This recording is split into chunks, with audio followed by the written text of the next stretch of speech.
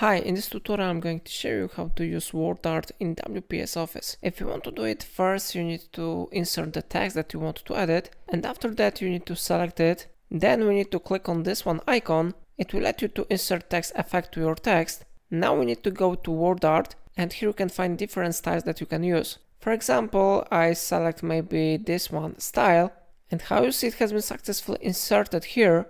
But I recommend you to edit this effect, so we need to go again to this one icon, and then we need to click on more text effects.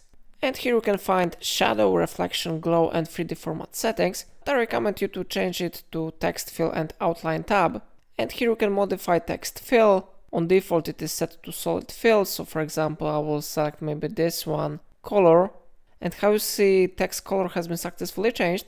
Of course you can select here no fill if you want, or you can select here gradient fill. Then you will be able to modify the position of the color. You can edit your gradient color and modify position here or maybe here. Everything depends on your preferences. You can modify the color. If you will click here, you can select here, for example, maybe green, and it will be changed here. And you can modify the transparency. You can modify the brightness if you want. And of course you can change text outline. For example, I select this one, line style. And how you see it really works. If I helped you to do it, remember to like this tutorial and subscribe my channel. And please let me know in comment if it solved your problem.